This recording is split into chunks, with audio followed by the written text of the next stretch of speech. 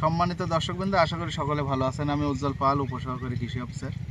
মাঠে এখন রসুনের জমিতে অবস্থান করছি। এই রসুন যে চাষ করেছেন আমাদেরই একজন কৃষক অনুপ কুমারের জমিতে আমরা এখন অবস্থান করছি।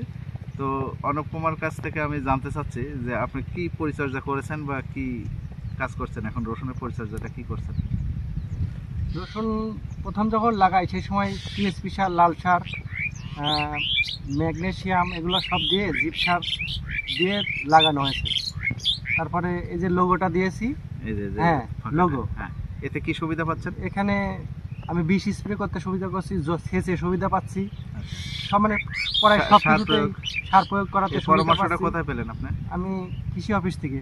আচ্ছা, কৃষি অফিস থেকে অনেক পরামর্শ পেয়ে অনেকেই রসুন চাষ করছে কি একবারে ঢালা, কোনো জায়গা রাখছে না। আমি বলছি যে পায়ে হাঁটা একটা রাস্তা রেখে দিন, এতে সুবিধা হয় যে যেটা বললো যে আপনার সার প্রয়োগ করতেছে সুবিধা হচ্ছে, সেচ দিচ্ছে সুবিধা হচ্ছে, বালানাশক স্প্রে করছে সুবিধা হচ্ছে।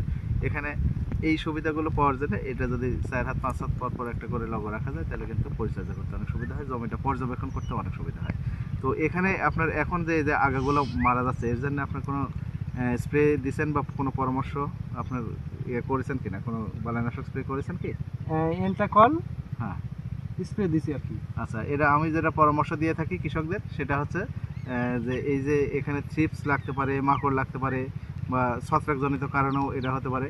তো অটো কোম্পানির যেটা আছে রোবরাল, এটা হচ্ছে ইপ্রোডিয়ন গ্রুপের। রোবরালটার সাথে যদি সেনজেন্টার ডেনিমপিটটা স্প্রে করে দেওয়া যায় তাহলে কিন্তু গাছগুলো কুঁকড়াবে না বা পাতাগুলো দীর্ঘদিন সবুজ থাকবে, এটা আমার পরীক্ষিত। তো এখনও যারা পরিচর্যা করেননি বা এই ধরনের সমস্যায় যারা আছে তারা অবশ্যই এই 2টা স্প্রে দিয়ে দেখবেন যে আপনার কার্যকারিতা কিন্তু বাড়বে অন্যান্য প্রোডাক্টের তুলনায়। তো এইভাবে আপনারা পরিচর্যা করুন, আপনার রসুনের ফলন বাড়বে আশা করছি এবং দীর্ঘদিন গাছগুলো সবুজ থাকবে। এই ছিল আজকের প্রতিবেদন। দর্শকবৃন্দ, আপনাদের যদি কোনো পরামর্শ থাকে কমেন্ট বক্সে বলুন, আর নজর রাখুন কৃষি কথা 24 করে। ধন্যবাদ সকলকে, ভালো থাকবেন সকলে।